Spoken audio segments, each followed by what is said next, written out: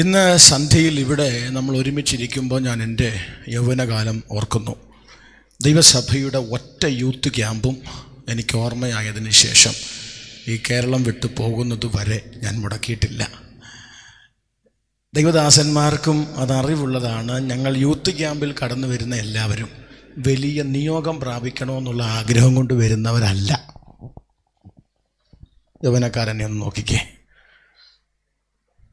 ഒരു ബില്ലിഗ്രഹമായിട്ട് ഇറങ്ങിപ്പോണമെന്ന് ആഗ്രഹത്തോടെ ആരൊക്കെ വന്നിട്ടുണ്ട്? ഉണ്ടോ റെനി പാസ്റ്റേ? പലരും പല ആഗ്രഹങ്ങൾ കൊണ്ടാണ് എന്ത് ചെയ്യുന്നേ വരുന്നത്. അതെന്തൊക്കെയാണെന്ന് ഇപ്പം ഞാൻ പറയുന്നില്ല. ഹല്ലേലൂയ. പക്ഷെ ഒരു കാര്യം പറയട്ടെ, വരാനുള്ള പ്രചോദനം പലതുമാണേലും ആ വരവിൽ പലതിനെയും ആത്മാവ് സ്പർശിക്കും. ഒരാമേൻ പറഞ്ഞേ. ഇത് നടത്താൻ സംഘാടകർ എന്തെല്ലാം പ്രയാസപ്പെടുന്നു. ദൈവസഭ ഒരാഗ്രഹം ഇപ്രകാരം ദൈവദാസന്മാർ മുമ്പോട്ട് വെച്ചപ്പോൾ പെട്ടെന്ന് തന്നെ ഇങ്ങൊരു ക്രമീകരണം ഒരുക്കുമ്പോൾ ഈ അഭിഷിക്തന്മാരുടെ മനസ്സിൽ ഉരുത്തിരിയുന്ന ഒരൊറ്റ ആഗ്രഹം, ഇറങ്ങി നിന്നാൽ ക്രിസ്തുവിന് വേണ്ടി യുദ്ധം ചെയ്യുന്ന ഒരു കൂട്ടം ഭടന്മാർ എഴുന്നേൽക്കണമെന്നാണ്. ഇന്ന് രാത്രി ഒന്ന് വാ തുറന്നൊന്ന് പ്രാർത്ഥിച്ചേ. കർത്താവെ, വന്നതെന്തിന് എന്നുള്ളതിനപ്പുറം വിളിയുടെ മേൽ കിടക്കുന്ന ദൈവീക നിയോഗം ഇന്നു രാത്രി എൻ്റെ മേൽ പകരണമേ എന്ന് വാ തുറന്നൊന്ന് പ്രാർത്ഥിച്ച് അല്പനിമിഷങ്ങൾ എല്ലാവരും ഒന്ന് പ്രാർത്ഥിച്ചു തുടങ്ങിക്കേ. മാതാപിതാക്കൾ തലമുറകൾക്ക് വേണ്ടി ഒന്ന് പ്രാർത്ഥിച്ചു തുടങ്ങിക്കേ. യേശുവിൻ്റെ നാമത്തിൽ അസാധാരണമാകും വിധം ഈ ക്യാമ്പ് വിട്ട് പുറത്തിറങ്ങുമ്പോൾ എൻ്റെ മേൽ പെയ്തിറങ്ങാൻ ദൈവം ആഗ്രഹിക്കുന്ന നിയോഗങ്ങളൊന്നും തടഞ്ഞു വെക്കാതെ ശക്തമായി എന്നിൽ പകരണമേ കർത്താവേ എന്ന് വാ തുറന്നൊന്ന് പ്രാർത്ഥിക്കാൻ എത്ര പേർക്ക് കഴിയും? യേശുവിൻ്റെ നാമത്തിൽ. ഇതിനകത്ത് അഭിഷേകം പ്രാപിച്ചവരുണ്ടെങ്കിൽ അല്പനിമിഷങ്ങൾ പരിശുദ്ധാത്മാവിൻ്റെ നിറവിൽ ദൈവത്തെ ആരാധിച്ച് കർത്താവിനോട് പറഞ്ഞ്, ആത്മമണ്ഡലത്തിനകത്ത് എൻ്റെ മേൽ കർത്താവെ അങ്ങയുടെ അഭിഷേകത്തിൻ്റെ വലിയൊരു ശക്തിയെ കർത്താവ് കൈമാറണമേ എന്ന് ആ കരം ചേർത്തടിക്കാൻ കഴിയുന്നവരുണ്ടെങ്കിൽ അല്പനിമിഷങ്ങൾ ദൈവത്തോട് പറഞ്ഞ്, പരിശുദ്ധാത്മാവേ എൻ്റെ മേൽ ആ സാന്നിധ്യത്തെ നീ ഒന്ന് പകരണമേ, എൻ്റെ മേൽ ആ സാന്നിധ്യത്തെ ഒന്ന് പകരണമേ. അസാധാരണമായ രീതിയിൽ ദൈവത്തിനു വേണ്ടി ഉപയോഗിക്കപ്പെടേണ്ടതിന്, പാപത്തിനോട് സന്ധിയില്ലാതെ ജീവിക്കേണ്ടതിന് എൻ്റെ മേൽ അങ്ങയുടെ സാന്നിധ്യത്തെ. കർത്താവേ, ഞങ്ങൾ ദൈവദാസന്മാർ ഒരുമിച്ച് ഇന്നൊരു സന്ധ്യയിൽ പ്രാർത്ഥിക്കുമ്പോൾ വയനാടിൻ്റെ ചരിത്രം മാറത്തക്ക തരത്തിൽ ഇന്ന് സന്ധ്യയിൽ ദൈവസഭയുടെ യുവജനങ്ങളോട് അങ്ങ് കടാക്ഷിക്കണമേ. നിയന്ത്രിക്കാൻ കഴിയാത്തൊരാത്മതലത്തിലേക്ക് ഞങ്ങളുടെ യൗവനക്കാരെ അങ്ങ് മാറ്റണമേ. അങ്ങനെ കർത്താവ് ചെയ്തിരിക്കയാൽ സ്തോത്രം. യേശുവിൻ നാമത്തിൽ തന്നെ. ആമേൻ. വർഷിപ്പ് ലീഡ് ചെയ്യുന്ന പ്രിയ ബോവസ് തന്നെ ഓർക്കുന്നു. കർത്താവ് അനുഗ്രഹിക്കട്ടെ. നമ്മുടെ തീമായി ദൈവത്തിൻ്റെ ദാസന്മാർ തിരഞ്ഞെടുത്തിരിക്കുന്ന പദം തിമത്തിയോസിൻ്റെ 1-ാം ലേഖനം 6-ാം അധ്യായത്തിൻ്റെ 11-ാം വാക്യമാണ്. നീയോ ദൈവത്തിൻ്റെ മനുഷ്യനായുള്ളവേ, അത് വിട്ടോടി നീതി, ഭക്തി, വിശ്വാസം, സ്നേഹം, ക്ഷമ, സൗമ്യത എന്നിവയെ ഫ്ലീ ആൻഡ് ഫോളോ. അതാണ് ആ പദത്തിൻ്റെ, ആ വാക്യത്തിൻ്റെ ആപ്തവാക്യം. വിടുക, പിന്തുടരുക. പറഞ്ഞേ, വിടുക, പിന്തുടരുക. അപ്പോസ്തലനായ പൗലോസിനെ കുറിച്ച് ഒരു പദം ഞാനൊന്ന് പറയാം. കഴിഞ്ഞ ദിവസം കൊട്ടാരക്കര സോണിൻ്റെ ക്യാമ്പിൽ ഞാൻ പറഞ്ഞ് അവസാനിപ്പിച്ചത് പൗലോസിനെ കുറിച്ചാണ്. അതൊന്ന് പറഞ്ഞ് ഞാനിവിടെ ആരംഭിക്കാം. പൗലോസ് തിമത്തിയോസിനോട് പറയുന്നു, തിമത്തിയോസെ, വിട്ടാലേ ചിലതിനെ പിടിക്കാൻ പറ്റൂ. എൻ്റെ കൂടെ ഉണ്ടോ നിങ്ങൾ? ഉള്ളത് കൈ വെച്ചോണ്ട് വീണ്ടും ഒരു പിടുത്തം നടക്കില്ല. ചിലതിനെ വിട്ടാൽ അതിനേക്കാൾ മേത്തരമായ ചിലതിനെ പിടിക്കാൻ പറ്റും. ആമേൻ. പൗലോസ് ആരാണ്? പൗലോസിൻ്റെ ചരിത്രം ഒന്ന് പഠിച്ചു ചെന്നാൽ, ബെന്യാമിൻ ഗോത്രം എന്ന ഒരു പദം എടുക്കുമ്പോൾ തന്നെ ബെന്യാമിൻ്റെ ജനനത്തെക്കുറിച്ച് നിങ്ങൾക്ക് എത്ര പേർക്കറിയാം? ബെന്യാമിൻ്റെ ജനനം, ഒരു മരണവും ജനനവും ഒരുമിച്ചാണ് നടക്കുന്നത്. ആ ജനനത്തിനും മരണത്തിനും സാക്ഷിയായി മൂകസാക്ഷി എന്നതുപോലെ സെൽസഹേലിൽ ഒരു റാഹേലിൻ്റെ കല്ലറ നിപ്പുണ്ട്. റാഹേലിൻ്റെ കല്ലറ ഡില്ലി ഒന്ന് കട്ട് ചെയ്യാമോ, എഫക്റ്റ് ഒന്ന് കട്ട് ചെയ്യാമോ? റാഹേലിൻ്റെ കല്ലറ ശ്രദ്ധിക്കണേ. ഒരു ജനനം നടക്കുമ്പോൾ ഒരു മരണം നടക്കുകയാണ്. ഒരു ജനനം നടക്കുമ്പോൾ ഒരു മരണം നടക്കുകയാണ്. ജനിച്ച ഉടനെ തലമുറയുടെ മുഖത്തേക്ക് നോക്കി, എൻ്റെ തലമുറയ്ക്കു വേണ്ടി ഒന്നും ചെയ്യാൻ കഴിഞ്ഞില്ലല്ലോ എന്ന് പറഞ്ഞ് നിസ്സഹായനായ ഒരമ്മ ആ മുഖത്തോട്ട് നോക്കി ഒരു പേര് വിളിക്കുന്നു, ബെനോനി. അർത്ഥം വിലാപത്തിൻ്റെ ഓക്കുമരം. ചേർന്ന് പറഞ്ഞേ, വിലാപത്തിൻ്റെ ഒരു ഓക്കുമരം. ആ നിമിഷം തന്നെ അപ്പൻ അടുത്ത് നിന്നുകൊണ്ട് ആ തലമുറയെ നോക്കി മറ്റൊരു പേര് വിളിക്കുന്നു. എൻ്റെ തലമുറ ബെനോനിയല്ല, അവൻ ബെന്യാമീനാണ്. അർത്ഥം അവകാശത്തിൻ്റെ വലത്തുകരം. ഒരു ദൂത് ഞാൻ ആത്മാവി പറയാം. കൃപയുള്ളവർ സ്തോത്രം ചെയ്യണം. എന്തെന്നറിയാമോ? വിലാപത്തിൻ്റെ ഓക്കുമരമായി നട്ടുപോകേണ്ട ചിലതിനെ അവകാശത്തിൻ്റെ വലത്തുകരമാക്കാൻ വാ തുറന്നു പറയാൻ കൃപയുള്ള ഒരെണ്ണം മതി. ആമേൻ പറഞ്ഞേ. ഓ യേശുവിൻ്റെ നാമത്തിൽ ഇന്നു രാത്രി ഞാനിത് പറയുമ്പോൾ എനിക്ക് പിറകിൽ ദൈവദാസന്മാരും എനിക്ക് മുമ്പിൽ അണിനിരന്നിരിക്കുന്ന ദൈവസഭയുടെ സന്തതികളും ആത്മമണ്ഡലത്തിൽ തിരിച്ചറിയണം. വാ തുറന്നു കൃപയുടെ വാക്ക് പറയാൻ ഒരാള് തയ്യാറായാൽ വിലാപത്തിന്റെ ഓക്കുമരമായി തീരേണ്ട ചില തലമുറകൾ അവകാശത്തിന്റെ വലത്തുകരമായി തീരും. കരമടിച്ച് ആമേൻ പറയാൻ എത്ര പേർക്ക് കഴിയുന്നുണ്ട്? ഇന്നു രാത്രി ആത്മമണ്ഡലത്തിൽ പറ, പിശാചേ, എന്റെ തലമുറയെ വിലാപത്തിന്റെ ഓക്കുമരമാക്കാൻ വിട്ടുതരാൻ എനിക്ക് മനസ്സില്ല. പകരം അവൻ എന്റെ അവകാശമാകണം. യേശുവിൻ്റെ നാമത്തിൽ. അതേ, തലമുറ വിലാപത്തിൻ്റെ യോക്കുമരമാകേണ്ടതല്ല. ഞാൻ ഒരു വാക്കൂടെ പറയട്ടെ. സെൽസഹേലിലെ കല്ലറ അത് ബെന്യാമീൻ്റെ ജീവിതത്തിൽ ആമേൻ ഒരു വേദനയുടേതാണ്. ബെന്യാമീൻ ഓരോ ദിവസവും അതിലെ യാത്ര ചെയ്യുന്നു എന്നിരിക്കട്ടെ. ആ സ്പോട്ടിലെത്തുമ്പോൾ ആ ബെന്യാമീൻ ഒന്ന് നിൽക്കും. ബെന്യാമീൻ പറയും, എൻ്റെ അമ്മയുടെ കണ്ണുനീര് വീണ മണ്ണ, എന്നെ ജനിപ്പിച്ചപ്പോൾ എൻ്റെ അമ്മയുടെ കണ്ണുനീരു വീണ മണ്ണാണ് ഈ മണ്ണ്. ആ മണ്ണിൽ നിൽക്കുമ്പോൾ അവന്റെ ഹൃദയമൊന്നു പിടയും. തീർന്നില്ല, അടുത്ത തലമുറകളിലേക്ക് വാ. എൻ്റെ ഒരു ചിന്തയാ, അടുത്തൊരു തലമുറയെ കൂട്ടി താൻ ആ വഴിയിലൂടെ സഞ്ചരിക്കുമെങ്കിൽ ആ തലമുറയെ നിർത്തിയിട്ട് പറയും, മോനെ, നിന്റെ അമ്മച്ചി മരിച്ച മണ്ണാ ഇത്, നമുക്കിതൊരു നഷ്ടത്തിൻ്റെ മണ്ണാണ്. ഒരാമേൻ പറഞ്ഞേ, നമുക്കിത് നഷ്ടത്തിൻ്റെ മണ്ണാണ്. അങ്ങനെ തലമുറ മാറിയാൽ ബെന്യാമീൻ ഗോത്രത്തിന് നഷ്ടത്തിൻ്റെ ഒരു മണ്ണാണ് സെൽസഹേലിലെ റാഹേലിൻ്റെ കല്ലറ. പക്ഷേ ആത്മാവിൽ ഒരു പദം ഞാനൊന്ന് പറയട്ടെ. ഇതാ ആമേൻ, രാജാവിനെ വാഴിക്കണമെന്ന ഇസ്രായേലിന്റെ ആഗ്രഹപ്രകാരം ദൈവത്താൽ ആക്കപ്പെടുന്ന ഒരു ശൗൽ ആമേൻ ശമൂവേലിന്റെ ഭവനത്തിലേക്ക് കയറുകയാണ്. ശമൂവേലിന്റെ ഭവനത്തിൽ ചെല്ലുമ്പോൾ ശമൂവേൽ ശൗലിനോടൊരു നിയോഗം പറയുന്നു, ഞാൻ നിന്നെ എൻ്റെ ജനത്തിന് രാജാവായി വാഴിക്കുന്നു. തീർന്നില്ല, അത് പറഞ്ഞ അനന്തരം അവനോടൊരു അടയാളം പറഞ്ഞു, നീ ഇവിടെ നിന്ന് വിട്ടുപോകുമ്പോൾ സെൽസഹേലിൽ റാഹേലിന്റെ കല്ലറയ്ക്കലെത്തും. ആ കല്ലറയ്ക്കലെത്തുമ്പോ നിനക്ക് എതിരായി 2 പേർ വരും. അവർ നിന്നോട് പറയും, കാണാതെ പോയ കഴുതകളെ കണ്ടുകിട്ടിയിരിക്കുന്നു. അപ്പൻ കഴുതകളെ കുറിച്ചുള്ള ചിന്ത വിട്ട് എന്ത് ചെയ്യുന്നു? മകന് ഞാൻ ഇനി എന്തു ചെയ്യേണ്ടു എന്ന് ചോദിക്കുന്നു. ശ്രദ്ധിക്കണമേ, റാഹേലിന്റെ കല്ലറയുടെ മുമ്പിൽ നിൽക്കുന്ന ആ ശൗലിനെ ഒന്ന് നോക്കിക്കേ. പഴയ നിയമ ശൗല അവൻ ഏതു ഗോത്രക്കാരൻ? ബെന്യാമീൻ ഗോത്രക്കാരൻ.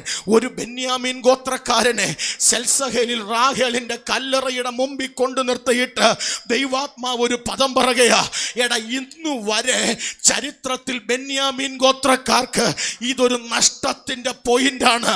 പക്ഷെ നിന്റെ മേൽ ബെന്യാമീൻ ഗോത്രക്കാരനായ പഴയ നിയമ ശൗലിന്റെ മേൽ ഒരു അഭിഷേക തൈലം വീഴാൻ പോകുന്നു. ആ വാർത്ത എനിക്ക് നിന്നോട് പറയാനുള്ളത്, ഇന്നലകളിൽ നിന്റെ കുടുംബത്തിന്റെ നഷ്ടത്തിന്റെ പോയിന്റിൽ നിർത്തിയിട്ട് എനിക്ക് നിന്നോട് പറയാനുണ്ട്. കുടുംബത്തിൽ ആരും നേടിയിട്ടില്ലാത്ത ഒരു നേട്ടത്തിലേക്ക് നിന്നെ കയറ്റുന്ന അവൻ പറയാൻ എത്ര പേർക്ക് കഴിയുന്നുണ്ട്?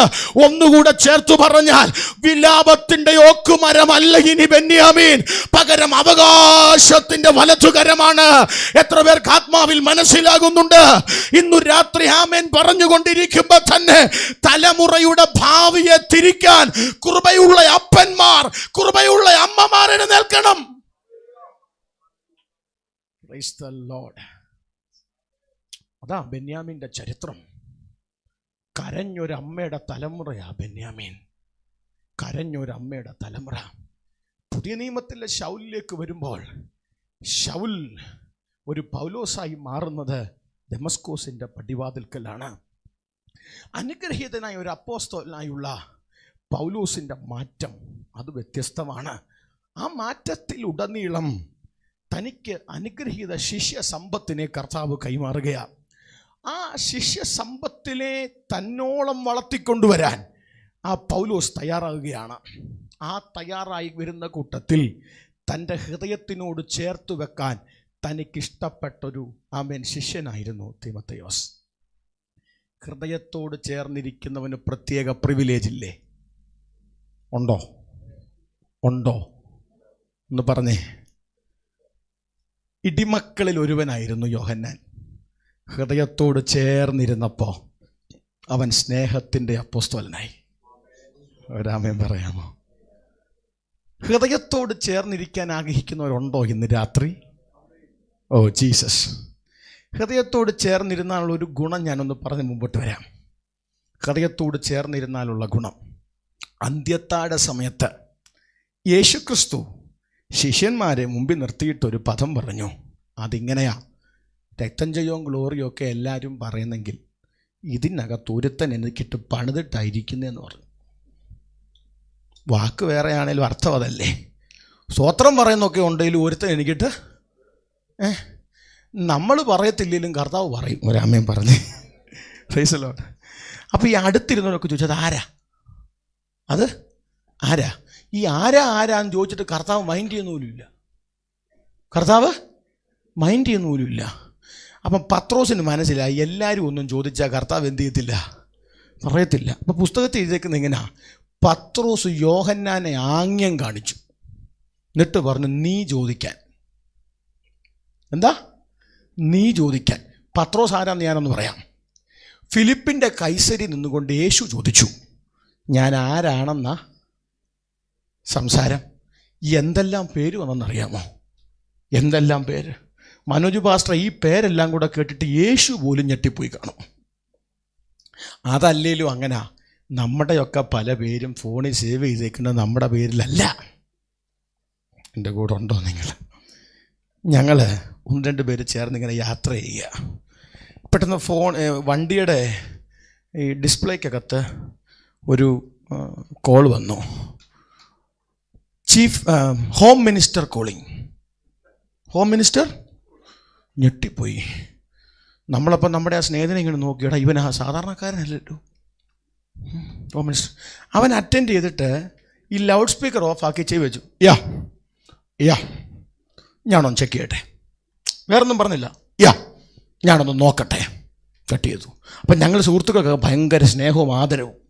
എടാ CM-നോടൊക്കെ അവൻ യാ പറഞ്ഞ് വെക്കണമെങ്കിൽ ഇവൻ ആരാ? ഹോം മിനിസ്റ്ററോട്. അപ്പോൾ എൻ്റെ പുറകെ ഇരുന്ന സ്നേഹിതൻ ചോദിച്ചു, കേരളത്തിലെ ആണോ?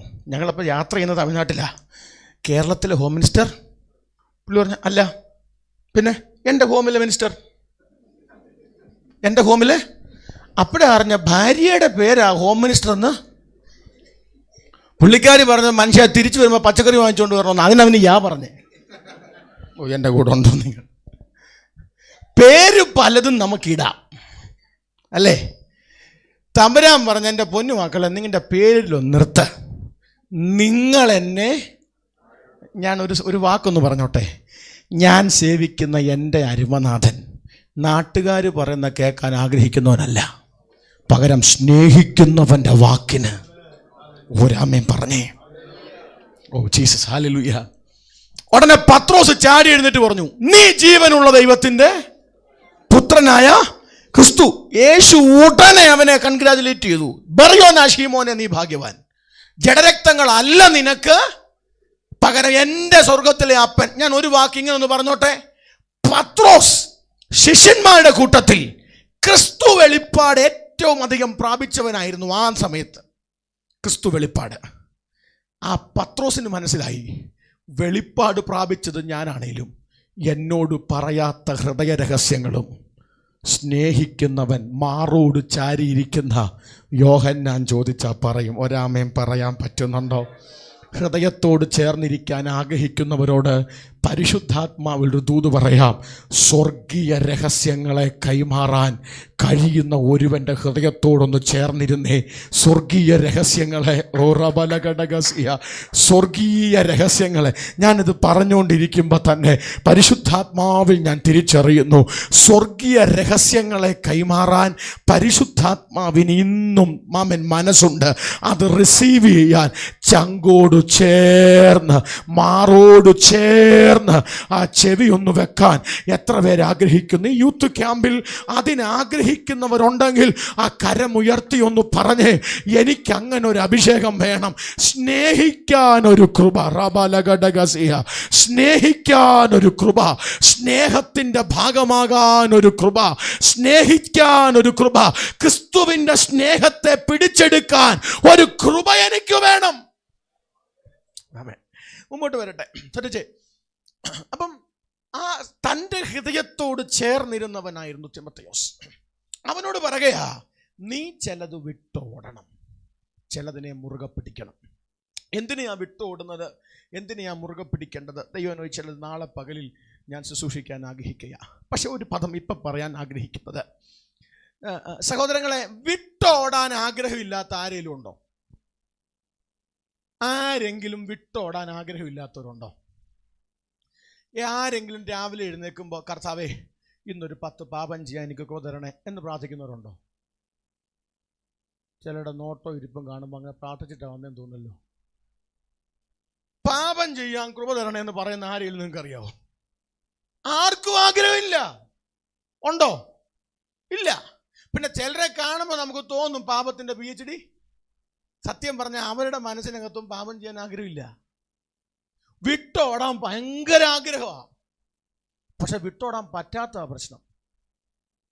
ആഗ്രഹിക്കാത്ത ചിലത് ജീവിതത്തിൽ വരുന്നതാ പ്രശ്നം. ഇതിനെ എങ്ങനെ അതിജീവിക്കാൻ പറ്റും? ഞാൻ നിങ്ങളുടെ ചിന്തയെ 42-ാം സങ്കീർത്തനത്തിലേക്ക് ഒന്ന് കൊണ്ടുവരികയാണ്. 42-ാം സങ്കീർത്തനത്തിന്റെ 1-ാം വാക്യത്തിൽ, മാൻ നീർത്തോടുകളിലേക്ക് ചെല്ലുവാൻ കാംക്ഷിക്കുന്നത് പോലെ ദൈവമേ എൻ്റെ ആത്മാവ് നിന്നോട് ചേരുവാൻ കാംക്ഷിക്കുന്നു. ഇംഗ്ലീഷിൽ ആത്മാവെന്നതിന് ഒട്ടുമിക്ക പരിഭാഷകളിലും കൊടുത്തിരിക്കുന്നത് സോൾ എന്നാണ്, സ്പിരിറ്റ് എന്നല്ല. എന്താ കൊടുത്തേക്കുന്നത്? സോൾ എന്നാണ്. ശ്രദ്ധിച്ചേ,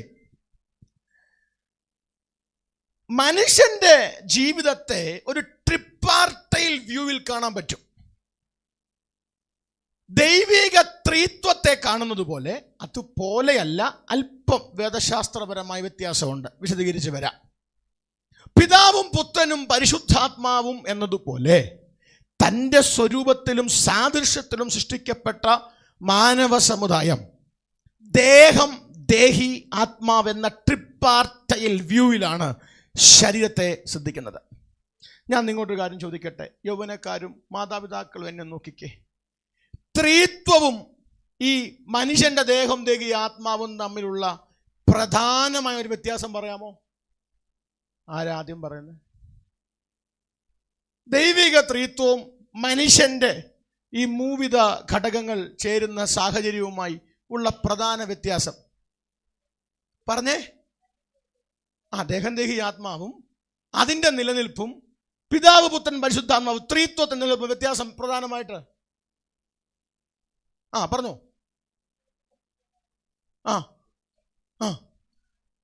ഒറ്റ വാക്ക് പറയാം. ദേഹം, ദേഹി, ആത്മാവിന് ഇൻഡിവിജ്വൽ എക്സിസ്റ്റൻസ് ഇല്ല. പക്ഷെ ത്രിത്വത്തിന് വ്യക്തിത്വപരമായ നിലനിൽപ്പുണ്ട്. ഒരു സ്വത്രം പറഞ്ഞേ, എത്ര പേർക്ക് അർത്ഥം മനസ്സിലായി? അർത്ഥം, പിതാവും പുത്രനും പരിശുദ്ധാത്മാവും വ്യക്തിത്വ ഇൻഡിവിജ്വാലിറ്റി ആയി നിൽക്കുവാൻ കഴിയുമ്പോൾ മാനുഷിക ത്രിവിധ സാഹചര്യങ്ങൾക്ക് ഇതിന് മൂന്നിനും മൂന്നായി നിൽക്കാൻ കഴിയില്ല. ഒരാമേൻ പറഞ്ഞേ. Praise the Lord. മനുഷ്യന്റെ സൃഷ്ടിപ്പിനെ കുറിച്ച് ഒരു ചിന്ത.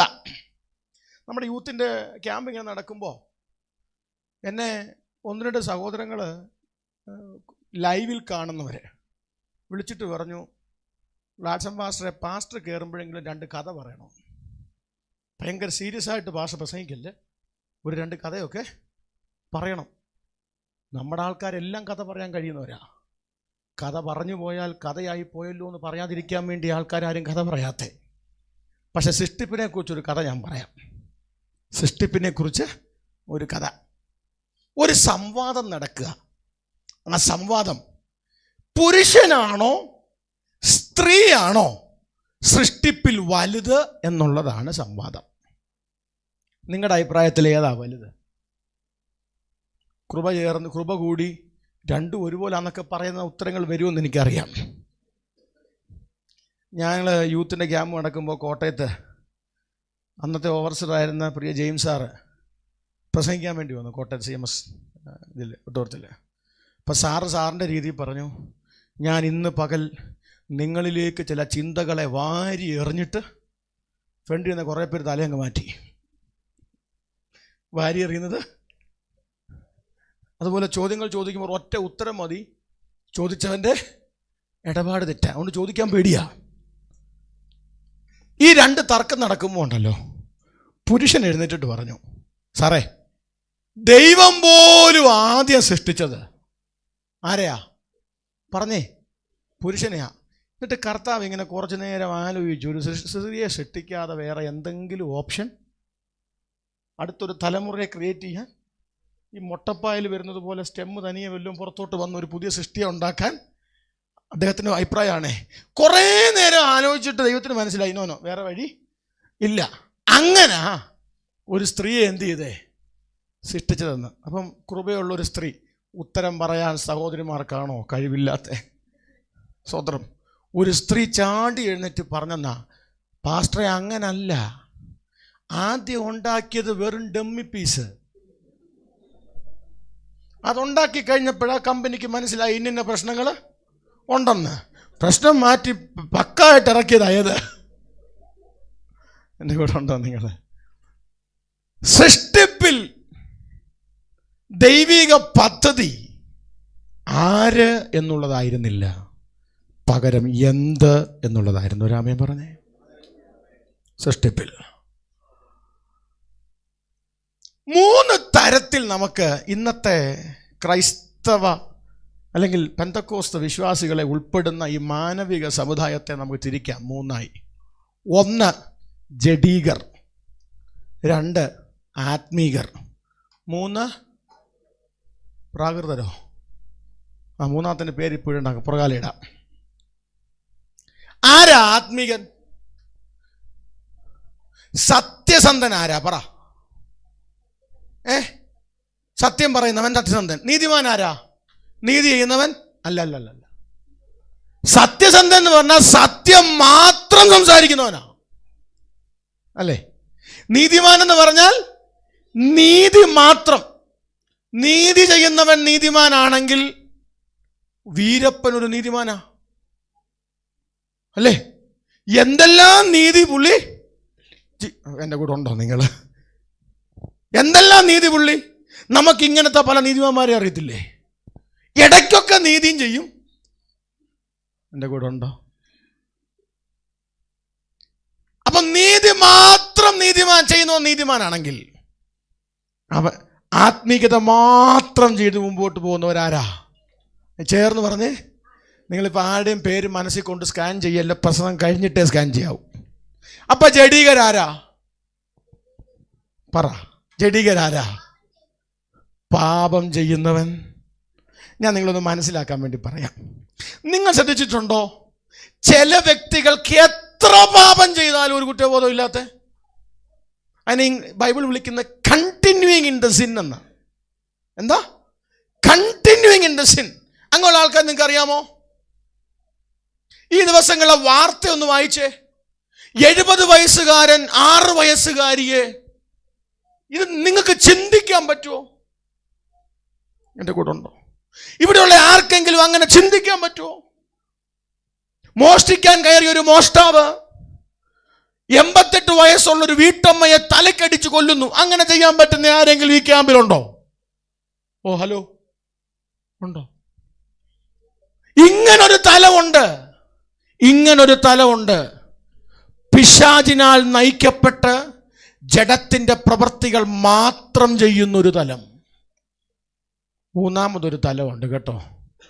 ആ തലത്തിന്റെ പ്രത്യേകത, ഇടയ്ക്ക് ആത്മീകനുമാകും, ഇടയ്ക്ക് ജഡികനുമാകും.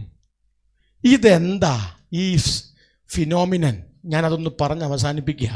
ശ്രദ്ധിച്ചേ.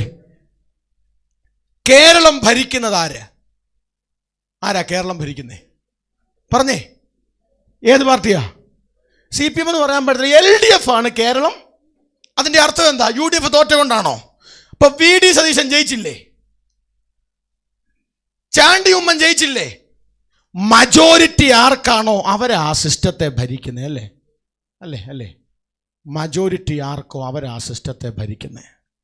ദേഹം, ദേഹി, ആത്മാവെന്ന 3 ഘടന നിൽക്കുമ്പോൾ ആത്മാവ് എപ്പോഴും ആത്മാവിനുള്ളതും ദേഹം എപ്പോഴും ജഡത്തിനുള്ളതും ചിന്തിക്കും. അതിൻ്റെ നടുവിൽ നിൽക്കുന്ന തലമാ soul, Delhi, the seating thrown of all the emotions that you have. നിനക്ക് ലഭിക്കുന്ന വികാര വിചാരങ്ങളുടെ ഇരിപ്പിടം, അതാണ് ദേഹി എന്ന് പറയുന്നത്. ഈ ദേഹി ആരുമായി കണക്ട് ചെയ്യുന്നോ ആ സിസ്റ്റം ആ ശരീരത്തെ നയിക്കും. 42-ാം സങ്കീർത്തനത്തിൻ്റെ 1-ാം വാക്യത്തിൽ ഇംഗ്ലീഷിൽ കൊടുത്തിരിക്കുന്ന പദം, ആമേൻ, മാൻ നീർത്തോടിലേക്ക് ചെല്ലുവാൻ കാംക്ഷിക്കുന്നത് പോലെ എൻ്റെ ദേഹി നിന്നോട് ചേരുവാൻ, നിന്നോടെന്ന് പറഞ്ഞാൽ ആത്മതലത്തിലേക്ക് ചേരുവാൻ ആഗ്രഹിക്കുന്നു. കുഞ്ഞുങ്ങളെ, ഞാൻ നിങ്ങളോടൊരു പദം പറഞ്ഞ് അവസാനിപ്പിക്കുകയാ. നിങ്ങളുടെ വികാര വിചാരങ്ങളെ ആത്മാവുമായി കണക്ട് ചെയ്യാൻ കഴിഞ്ഞാൽ വിട്ടോടാൻ കഴിയാത്ത ഒരു മേഖലയുമില്ല. നിങ്ങളുടെ വികാരങ്ങളെടുത്ത് നിങ്ങളെ ജീവിതത്തിൽ വല്ലാതെ കുറ്റബോധത്തിൻ്റെ മേഖലകളിലേക്ക് കൊണ്ടിടുന്ന ഓരോ തലങ്ങളും എടുക്കുക. അതിൻ്റെ ആരംഭമെല്ലാം ഒരു വികാരത്തിലല്ലേ, ഒരു വിചാരത്തിലല്ലേ? അതിൻ്റെ ആരംഭ സമയങ്ങളിൽ തന്നെ ആത്മാവുമായി ഒന്ന് ചേർത്ത് നിർത്താൻ നമുക്ക് കഴിഞ്ഞാൽ, എല്ലാ ദൈവമക്കളും ഒരു നിമിഷം കണ്ണുകൾ ദൈവസന്നിധി അടച്ച് ഒന്ന് പറയാമോ? എൻ്റെ വികാര വിചാരങ്ങളെ, സഹോദരങ്ങളെ, ഇവിടെ ഇതിനെ ട്രീറ്റ് ചെയ്യാൻ കഴിഞ്ഞില്ലെങ്കിൽ നിങ്ങൾക്ക് വിട്ടോടാൻ കഴിയത്തില്ല. ക്യാമ്പിൽ ഒരു പക്ഷെ വിട്ടെന്നിരിക്കാം, അടുത്ത ഓട്ടത്തിൽ വീണ്ടും അതിനെ മുറുകെ പിടിക്കാൻ തുടങ്ങും. ഒരു നിമിഷം ദൈവസന്നിധിയിലൊന്ന് പ്രാർത്ഥിക്കാമോ? കർത്താവേ, എൻ്റെ വികാര വിചാരങ്ങളുടെ മേൽ ആത്മസാന്നിധ്യത്തെ ഒന്ന് ചലിപ്പിക്കണമെന്ന്. എല്ലാ കണ്ണും ദൈവസന്നിധി ഒന്ന് അടച്ച് വായ്കളെ തുറന്നൊന്ന് പ്രാർത്ഥിച്ച്, എൻ്റെ വികാര വിചാരങ്ങളുടെ മേൽ ദേഹിയും ആത്മാവും ഒന്ന് കണക്റ്റ് ആകട്ടെ. ദേഹിയും ആത്മാവും ഒന്ന് കണക്റ്റ് ആകട്ടെ. എൻ്റെ സോളിനകത്ത് വസിക്കുന്ന എല്ലാ വികാര വിചാരങ്ങളും എൻ്റെ ആത്മാവിൽ ജഗനഹസൽ കബലഗതിയ ദൈവവുമായി ഒന്ന് കണക്റ്റ് ആകട്ടെ. സ്നേഹമെന്ന വികാരം ദൈവസ്നേഹമായി മാറട്ടെ യേശുവിൻ്റെ നാമത്തിൽ. ഒന്ന് പറയാൻ എത്ര പേർക്ക് കഴിയുന്നു? അങ്ങനെ ചിന്തിക്കാൻ നിങ്ങൾക്ക് കഴിയുമെങ്കിൽ ഈ യൂത്ത് ക്യാമ്പ് വിട്ട് നിങ്ങൾ പുറത്തേക്ക് ഇറങ്ങുമ്പോൾ സംഭവിക്കുന്നത് എന്തെന്നറിയാമോ? വിട്ടോടേണ്ട സകലത്തെയും, എന്നേക്കുമായി വിട്ടോടി പിടിച്ചെടുക്കേണ്ട സകലത്തെയും ചേർത്തു പിടിച്ച് മുമ്പോട്ട് പോകാൻ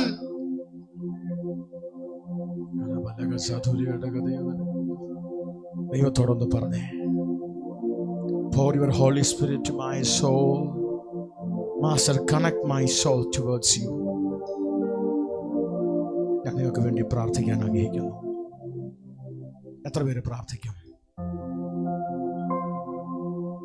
ആ കരങ്ങൾ സ്വർഗത്തിലേക്ക് ഉയർത്തിക്കേ. ദൈവത്തോടൊന്ന് പറഞ്ഞേ, എനിക്ക് ജയിക്കണം, അതിന് വിട്ടോടിയേ പറ്റൂ. മാനുഷിക ശക്തി കൊണ്ട് എനിക്ക് വിട്ടോടാൻ പറ്റില്ല. വിട്ടോടണം, അതിനൊരു കൃപ എൻ്റെ മേൽ പകരണമേ എന്ന് ഒന്ന് പ്രാർത്ഥിച്ച് നാഥ, ഉയർത്തപ്പെട്ട ഈ കരങ്ങളെ അവിടുത്തെ ബലമുള്ള കരങ്ങളിൽ ഏൽപ്പിക്കുന്നു. ഞങ്ങൾ അങ്ങയുടെ സന്നിധിയിലേക്ക് ഓടി വന്ന് ഞങ്ങൾ ഒരുമിച്ച് പ്രാർത്ഥിക്കുന്നു. യേശുക്രിസ്തുവിൻ്റെ അധികാരമുള്ള നാമത്തിൽ ഇവരുടെ വികാര വിചാരങ്ങൾക്കകത്ത് അസാധാരണമാകും വിധം ആത്മമണ്ഡലം തുറക്കണമേ. എൻ്റെ സ്വർഗം അങ്ങനെ ചെയ്തിരിക്കയാൽ സ്തോത്രം. യേശുവിൻ വിലയേറിയ നാമത്തിൽ തന്നെ അവസരത്തിന് നന്ദി. നാളെ പകലും നമുക്ക് ഒരുമിച്ച് കൂടാം. ദൈവം നമ്മെ അനുഗ്രഹിക്കട്ടെ.